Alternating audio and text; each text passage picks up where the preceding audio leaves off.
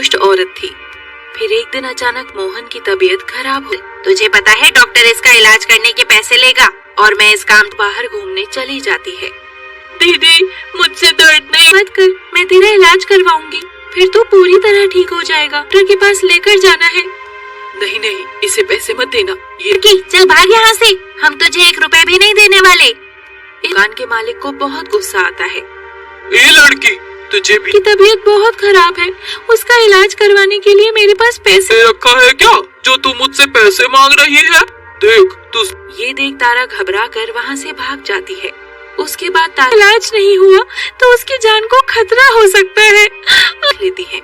तारा की बुरी हालत देख उन दोनों को उस पर बहुत तरस आता। हम दोनों तुम्हारी मदद करेंगे। ये सुनकर तारा, लेकिन फिक्र मत करो, ये अभी ठीक हो जाएगा। वो देखते तारा के भाई का बुखार पूरी तरह उतर जाता है। बहुत शुक्रिया। कोई बात नहीं, ये तो हमारा फर्ज था। टिफिन बॉक्स के अंदर कभी ना खत्म होने वाली जादुई पिज्जा रोटियां हैं, हमारी मनपसंद चीज में बदल जाएगी। उसके बाद दोनों परी हैं, स्कूल में एडमिशन के लिए हमें पैसे चाहिए। तारा। उसके बाद में दोनों भाई बहन शहर के सबसे अच्छे स्कूल में देख चंपा को बड़ा ताज्जुब होता है। अरे तुम दोनों के क्या? मुझे तो दयालु परियों ने ठीक किया है। अब हम दोनों खेतों में मजदूरी करने की बजाय स्कूल में जाकर पढ़ेंगे। मैं भी जादुई पिज्जा रोटी का इस्तेमाल करके अपने लिए ढेर सारे गहने और तुम्हें जादुई टिफिन बॉक्स नहीं देंगे। ये सुनकर चंपा को बहुत बर्दाश्त नहीं करेंगे। ठहर जा, अभी तुझे सबक सिखाती हूँ। ये दुष्ट औरत ने हमारा जीना हराम कर रखा है, ये हम पर बहुत बदल जाती है। चुड़ैल को देख चंपा घबराकर कांपने लगती। चुड़ैल चंपा की चोटी पकड़कर उसे जमीन पर पटक देती है। उसके बाद चुड़ैल चंपा को हवा में उड़ाकर दूसरी तरफ दोनों भाई बहन जादुई पिज्जा रोटी की मदद से ढेर सारे रखते हैं। बहुत समय पहले किसी गांव की ओर जा रही थी। जंगल पार करते समय कवि है, आखिर बात क्या है? उसके बाद कविता पर डालना शुरू कर देती है और देखते ही देखते वो दोनों दूसरी तरफ बाकी जादूगरनियों का डांस देखकर बहुत खुश। जादूगरनी नागिन के रूप में बदल गई। काफी घंटे इस कुएं के पानी का इस्तेमाल करके अब मैं भी एक नानी निकालकर अपने शरीर के ऊपर डाल लेती है और अगली ही बन गई। लौट रही है। कविता फौरन उनका रास्ता रोक लेती है। जान प्यारी है तो जल्दी से अपना सारा सामान और पैसे मुझे दे दो। हमने कई दिनों की मेहनत के बाद शॉपिंग करने के लिए पैसे इकट्ठा। देखो, मुझे बेकार की बातें सुनने की आदत नहीं है। से उन दोनों लड़कियों को जकड़ना शुरू कर देती है। ये देख दोनों हमें मत सारा सामान रख देती हैं। चलो अपने पर्स के बाद वो दोनों लड़कियां वहाँ से भाग निकलती हैं। उसके बगे में रहने वाली लड़कियों को लूटना शुरू कर देती है। बहुत ही खतरनाक नागिन हूँ। अगर तुझे अपनी जान प्यारी है तो मैंने इसे अपने गहने नहीं दिए तो ये मेरी जान ले लेगी। बहुत सारी दौलत इकट्ठा कर लेती है। दूसरी तरफ गहने पहनकर किसी शादी में जा रही थी। कविता के पास फल बेचने का काम करती है। फिर इसके पास इतने सारे अच्छा, तो हम सभी लड़कियों को लूटने वाली बुला लेती है। फिर अंजलि और उसकी सहेलियां कविता को जिंदा नहीं बचेगी। फिर सभी लड़कियां मिलकर कविता अपनी जान बचाकर वहाँ से जाती है। उसके बाद वो सभी लड़कियां डंडे से कविता की लाश को उठाकर उसी कुएं के अंदर फेंक देती हैं। कर उसके घर पर रखे सारे पैसे और गहने आपस में बांट लेती। उन दिनों कामिनी नागिन गर्भवती थी। कई दोनों वहाँ घूमने चलते हैं। फिर कामिनी नागिन अपने पानी में खूब नहाते हैं। जल्दबाजी में हम उसके बाद कामिनी का पति फल की तलाश में ये सेब लगे हुए थे। अरे वाह, ये तो बहुत उड़कर कामिनी के पास ले जाता है। फिर दोनों पति पत्नी बैठ पति की हालत देख कामिनी पूरी तरह घबरा जाती है। लेकिन देखते ही देखते कामिनी विशाल रूप धारण कर लेती है के बजाय डॉक्टर उसकी बुराई करने लगती है। लोग सारी नागिनें इकट्ठा हो जाती हैं। हाँ, तुम चलो इसे यहाँ से भगा देते हैं। दया कर कहाँ जाऊंगी? तो कहीं भी जाकर मर वहाँ से भगा देती है। फिर बेचारी कामिनी नागिन भटक बेहोश हो जाऊंगी। तभी कामिनी को एक ढाबा दिखाई, लेकिन और वहाँ मौजूद सभी लोग घबरा जाते हैं। फिर वहाँ मौजूद सभी लोग पत्थरों से कामिनी, हाय भूल गए रे, मुझे बहुत दर्द हो रहा है। विशाखा नाम की एक लड़की आ जाती है। कामिनी नागिन के कितने बेरहम हो, दिखाई नहीं देता ये नागिन ये हमें कोई नुकसान पहुँचाए, हम इसे जान से मारकर अपने आप को, ये यहाँ क्या करने आई है। उसके बाद विशाखा है और तुम सब इसे जान से मारने पर तुले हो। मैं तुम जैसी बेरहम नहीं हूँ। चलो नागिन तुमको अपने घर ले जाती है और उसे पेट भर खाना खिलाती है, मिलने आती है। मुझे अपने काले जादू के प्रयोग की, अच्छा तो ये बात है, आखिर तो नागिन के साथ क्या, बलि चढ़ाकर मैं शैतान को खुश कर दूंगी और मुझे ढेर सारी वहाँ से भगा देती है। यहाँ इस नागिन को खतरा है, जाती हूँ वहाँ ये पूरी तरह सुरक्षित रहेगी। अरे ये क्या, इस नागिन का विशाखा से इस बारे में बात करने लगती है। कामिनी परी को जरूर वो फल भूतिया रहे होंगे, तुम मुझे वहाँ ले चलो। खा को लेकर उस सुनहरे पेड़ के पास पहुँच जाती है। फिर भूतिया पेड़ है, लेकिन तुम चिंता मत करो, आग की वजह से वो पेड़ रोने लगता है। परी की ये हालत हुई है तो जल्दी से इसे ठीक कर दे। उसके बाद उस पेड़ के ऊपर से एक बड़ा सा फल नीचे गिर जाता है, फिर खा लेती है और अगले ही पल उसका शरीर पहले की घड़ी की शक्ति से कामिनी के लिए एक सुंदर घर प्रकट कर देती है। तो सब कुछ ठीक हो जाता है और कामिनी अपने बच्चे के साथ उस रानी के महल में एक रोज मुर्गी के दिए हुए अंडे का ऑमलेट बनाकर खाने को खाने से रानी परी की उम्र रुक चुकी थी। नुकीली नाम की जादूगरनी को वो अपने फायदे के लिए किसी भी हद तक जाने को हो जाती है। उसके बाद वो सिपाही परियों में गवाए जादुई मुर्गी के सामने कुछ सोने के चावलों में बेहोशी की दवा मिली हुई थी, जिस मुर्गी को लेकर भाग जाना चाहिए। फिर नुकीला जादू हवा में उड़ती हुई पृथ्वी पर पहुंच जाती है, लेकिन मजबूरन उसे नदी के किनारे उतरना पड़ता है। नहीं होगा, तभी नुकीला जादूगरनी को नदी पार ले चलो, मेरे पास बिल्कुल समय नहीं है, चलो जल्दी करो कि उस पार पहुंचा दो। जादूगरनी की बात सुनकर आरती, मुझे मेरी जादुई मुर्गी वापस कर दो, वरना मैं यहाँ से आगे जा पाऊंगी। इतना कहकर नुकीला जादू के झटके लगने लगते हैं और वो जमीन पर गिर जाती समझ जाती है कि नुकीला जादूगरनी बहुत ही डाल देती है। अरे मुझे कुछ दिखाई नहीं दे रहा मेरी, और अपनी जादुई छड़ी की शक्ति से उसे हवा में है। तुमने बुरे वक्त में मेरी मदद करके मुझ पर रानी परी के कहने पर जादुई मुर्गी उसी वक्त एक सोने के रूप में बदल देती है। आज से तुम्हें यहाँ 9 ढेर सारे अंडे देगा, जिन्हें बेचकर तुम अच्छी अगले दिन जादुई अंडे घर से ढेर सारे अंडे पाती है, जिससे उसे ढेर सारे पैसे मिल जाते हैं। जादूगरनी आरती को अंडे बेचते हुए देख लेती है, अभी मुझे चैन मिलेगा। फिर नुकीला जादूगरनी अचानक जादुई अंडे से एक बड़ी सी गीला जादूगरनी उस भूतिया मुर्गी का सामना नहीं कर, आरती को परेशान करने की हिम्मत नहीं करती, न जीवन जीने लगती है। एक दिन पल्लव एक सुंदर सी परी बैठकर रो रही है। आखिर तुम्हें क्या दुख है? मेरी जादुई तैर रही है। तो इसमें रोने की क्या बात है? परी के श्राप की वजह से जब भी मैं पानी को छूती हूँ नहीं मिली तो फिर मैं अपने परिदेश कभी नहीं लौट पाऊंगी। इतना कहकर पल्लवी तालाब के पानी में छलांग लगाकर पल्लवी एक बड़े झुमके के रूप में बदल जाती है। दूसरी तरफ ये देख वो परी जोर जोर से हंसने लगने में आ जाते हैं। अब मैं रोज इसी तरह ढेर उड़ती हुई उस बादलों के ऊपर बने घर के अंदर थी। अगले दिन से वो परी इसी तरह बन बीत जाते हैं और गांव की बहुत सारी लड़कियां गायब हो जाता है। और मुझे तो लगता है पास के जंगल में रखे लोग अपनी अपनी राय बनाने लगते हैं। जैसे फिर एक दिन अर्चना नाम की एक लड़की उस तालाब जाती है, परी अर्चना को झूठ मूठ की तालाब में कूदकर छड़ी के पास पहुंच जाती है।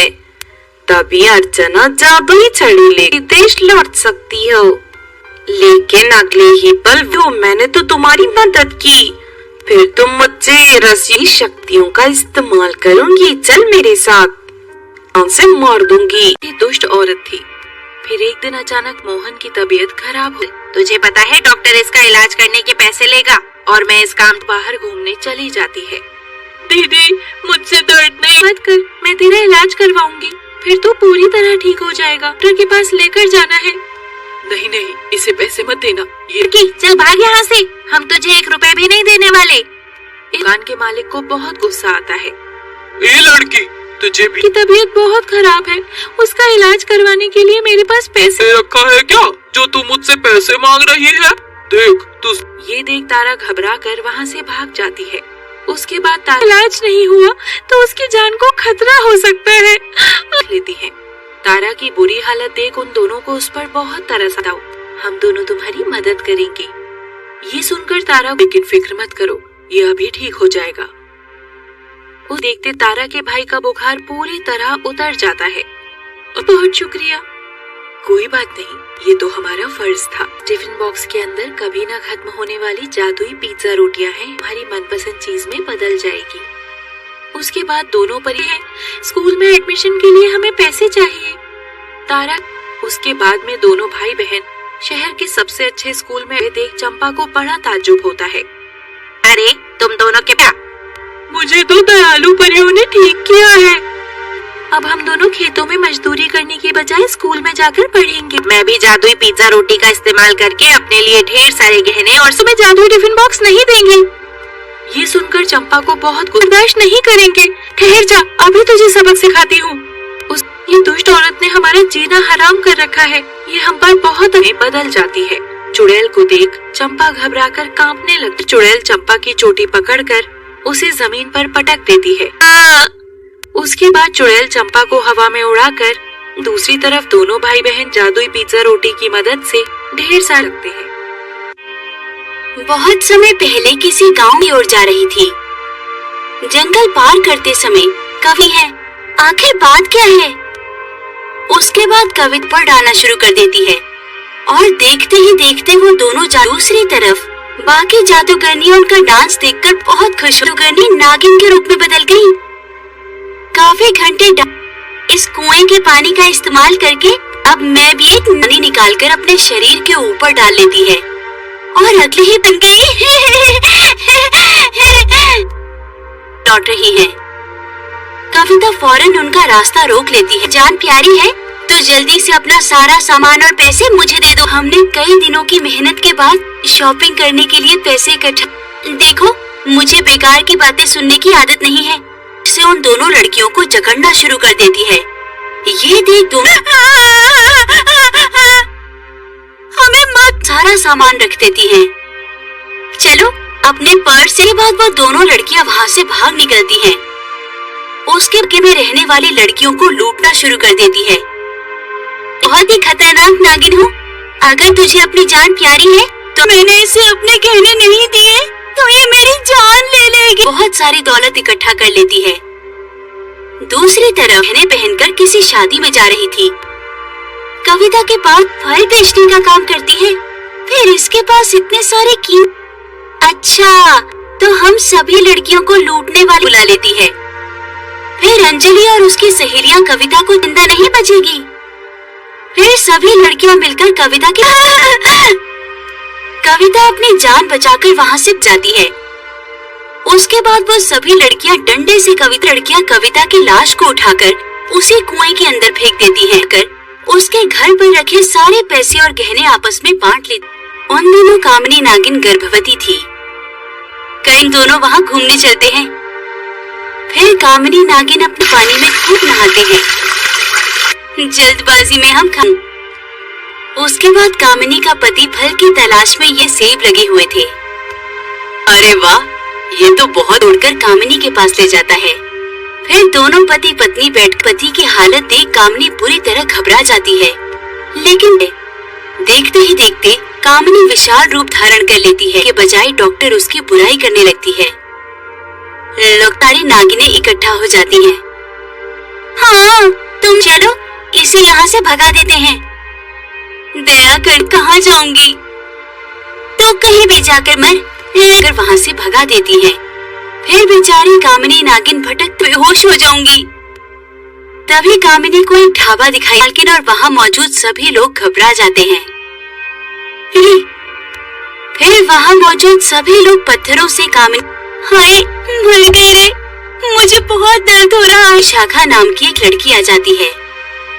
कामिनी नागिन के कितने बेरहम हो, दिखाई नहीं देता ये नागिन ये हमें कोई नुकसान पहुँचाए, हम इसे जान से मारकर अपने आप को, ये यहाँ क्या करने आई है? उसके बाद विशाखा है और तुम सब इसे जान से मारने पर तुले हो। मैं तुम जैसी बेरहम नहीं हूँ। चलो नागिन, तुमको अपने घर ले जाती है और उसे पेट भर खाना खिलाती है, मिलने आती है। मुझे अपने काले जादू के प्रयोग की। अच्छा तो ये बात है, आखिर तो नागिन के साथ क्या? बलि चढ़ाकर मैं शैतान को खुश कर दूंगी और मुझे ढेर सारी वहाँ से भगा देती है। यहाँ इस नागिन को खतरा है, जाती हूँ वहाँ ये पूरी तरह सुरक्षित रहेगी। अरे ये क्या? इस नागिन का शाखा से इस बारे में बात करने लगती है। कामिनी परी को और वह फल भूतिया रहे होंगे, तुम मुझे वहाँ ले चलो। खा को लेकर उस सुनहरे पेड़ के पास पहुँच जाती है। फिर भूतिया पेड़ है, लेकिन तुम चिंता मत करो, आग की वजह से वो पेड़ रोने लगता है।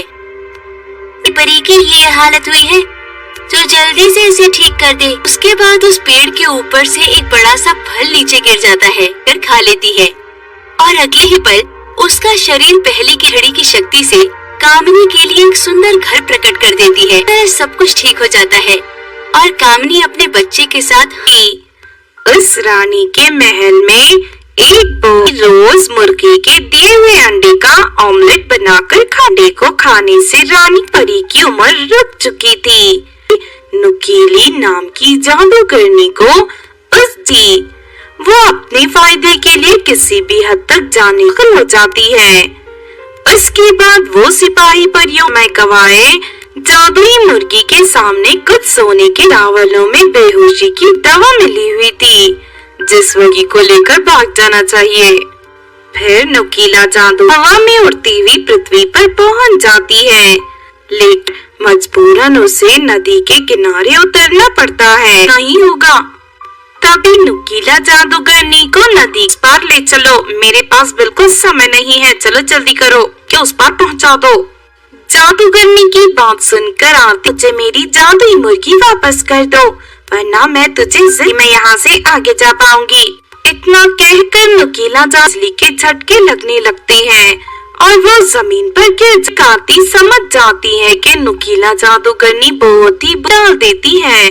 अरे मुझे कुछ दिखाई नहीं दे रहा मेरी, और अपनी जादुई छड़ी की शक्ति से उसे हवा में है।